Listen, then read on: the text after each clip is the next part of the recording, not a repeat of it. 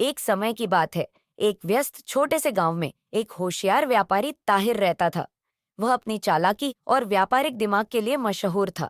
उसके पास एक गधा था जो ताकतवर और अच्छे से खिलाया पिलाया गया था, लेकिन बेहद आलसी था। वह मेहनत से नफरत करता था और हमेशा सोचता था कि काश वह बस खा सकता, सो सकता और आराम कर सकता। एक दिन बाजार में खबर फैली कि नमक की बहुत मांग है। यह सुनकर ताहिर ने जल्दी से बहुत सारा नमक खरीदा, उसे बोरियों में भरा और गधे पर लादकर बाजार की ओर निकल पड़ा। लेकिन रास्ते में एक बड़ी रुकावट थी। उन्हें हर दिन एक नदी पार करनी पड़ती थी। जब वे नदी पार कर रहे थे, गधा भारी बोझ से परेशान था। तभी अचानक उसका पैर फिसला और वह पानी में गिर पड़ा। नमक पानी में घुलने लगा और जब गधा उठ खड़ा हुआ तो उसे कुछ अजीब लगा। बोझ बहुत हल्का हो गया था। आलसी गधे की आंखें चमक उठी। तो अगर मैं पानी में गिरूं तो मेरा वजन कम हो जाता है। यह तो कमाल की तरकीब है। उस दिन से वह चालाक गधा हर दिन गलती से नदी में गिरने लगा। जैसे ही नमक पानी में मिलता, बोझ हल्का हो जाता और गधे को ज्यादा मेहनत नहीं करनी पड़ती। शुरुआत में ताहिर को लगा कि यह महज संयोग है, लेकिन कुछ दिनों बाद उसे शक होने लगा। यह गधा बार बार ऐसे कैसे गिर सकता है? उसके चेहरे पर हल्की मुस्कान आई और उसने गधे को सबक सिखाने की योजना बनाई। अगली सुबह ताहिर ने बोरियों में नमक की जगह रुई भर दी। गधा अपनी चालाकी पर खुश होकर शान से नदी की ओर बढ़ा। जैसे ही वे नदी के बीच पहुंचे, गधे ने हमेशा की तरह जानबूझकर अपना संतुलन खो दिया और पानी में गिर पड़ा। लेकिन फिर मुसीबत आ गई। इस बार नमक की तरह घुलने के बजाय रुई ने पानी सोख लिया और बोरियां पहले से कहीं ज्यादा भारी हो गईं। गधे की आंखें डर से फैल गईं। जब वह उठने की कोशिश करने लगा तो उसकी टांगें कांपने लगीं। हर कदम उठाना पहाड़ चढ़ने जैसा लग रहा था। ताहिर ने हंसते हुए कहा, तो मेरे आलसी दोस्त, कैसा लग रहा है जब खुद की चालाकी ही उलटी पड़ जाए?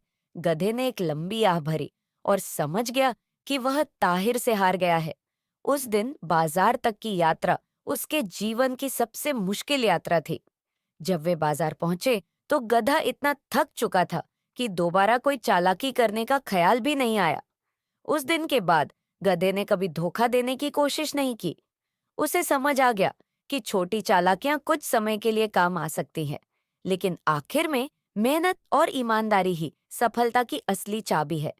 ताहिर ने संतोष की मुस्कान के साथ अपना व्यापार जारी रखा और उसका गधा अब समझदार और मेहनती बन चुका था। ईमानदारी से अपना काम करने लगा। कहानी की सीख: चालाकी और शॉर्टकट कुछ समय तक तो काम करते हैं, लेकिन अंत में ईमानदारी और मेहनत ही जीतती है।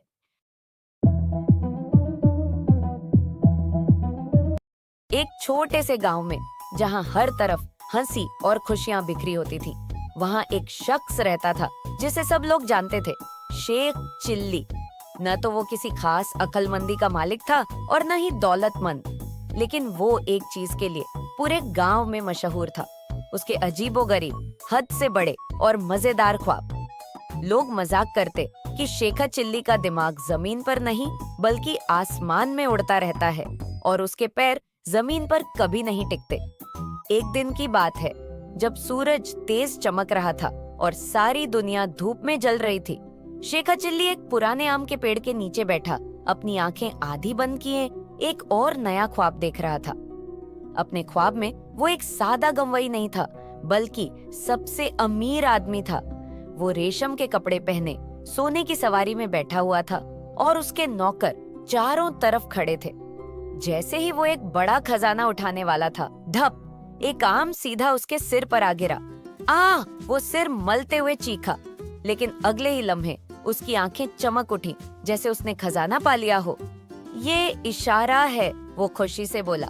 आमों का बादशाह बनने का वक्त आ गया है। शेख चिल्ली ने घर की तरफ दौड़ लगा दी, जैसे दुनिया फतह करने जा रहा हो।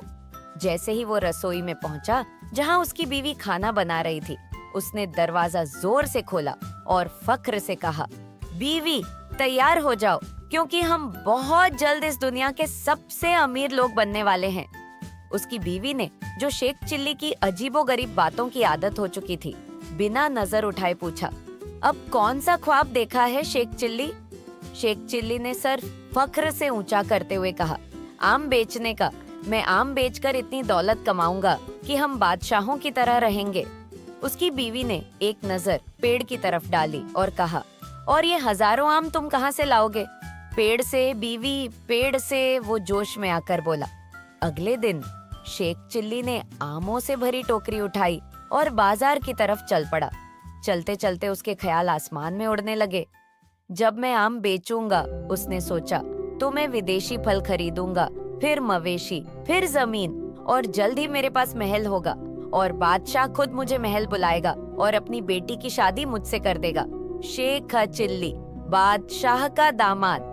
लेकिन वो अपने ख्यालों में इतना खो गया था कि एक बड़े गड्ढे में जा गिरा और आमों की टोकरी जमीन पर बिखर गई। आम दाएं बाएं गिरे और जमीन पर पिचक गए। गांव के बच्चे हंसने लगे। ओ शेखा चिल्ली, तुम्हारे ख्वाब कभी हकीकत नहीं बनते। शेखा चिल्ली ने हंसकर कहा, कोई बात नहीं, आज आम गिरे हैं, लेकिन कल मैं उठूंगा। वो हंसते हुए वापस घर की तरफ चल दिया। अगली सुबह शेखा चिल्ली के दिमाग में एक और शानदार ख्वाब ने जन्म लिया। उसने ऐलान किया, आम बेचना तो बहुत छोटा ख्वाब था, अब मैं सबसे बड़ा किसान बनने जा रहा हूँ। किसान? उसकी बीवी हैरानी से बोली, और तुम क्या उगाओगे? हर चीज, शेख चिल्ली बोला, गेहूं, चावल, सब्जी, सब कुछ। मैं इतनी फसल उगाऊंगा कि पूरा मुल्क मेरे खेतों से खाएगा। बादशाह खुद मेरे खेत देखने आएगा और जब वो मेरी कामयाबी देखेगा तो मुझे अपने दरबार का खास मुशीर बना लेगा।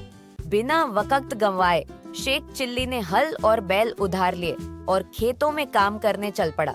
लेकिन जैसे ही वो हल चलाने लगा, उसका दिमाग फिर आसमान में उड़ने लगा।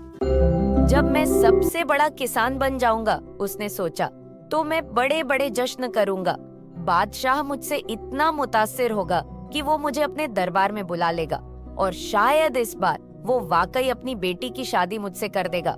शेखा चिल्ली, किसान शहजादा। लेकिन जब तक वो अपने ख्वाबों से निकला, बैल भाग चुके थे और हल एक खड्ड में फंस चुका था। आधा खेत खराब हो चुका था और कोई बीज बोया भी नहीं गया था। शेखा चिल्ली ने सिर खुजाते हुए कहा, शायद खेती मेरे बस की बात नहीं है। उसी वक्त गांव के चौक से शोर सुनाई दिया। एक सर्कस आया हुआ था। शब्दाबाज हवा में घूम रहे थे और लोग तालियां बजा रहे थे। शेखा चिल्ली की आंखें फिर से चमकने लगीं। यही मेरी तकदीर है, सर्कस। मैं सबसे बड़ा सर्कस का फनकार बनूंगा।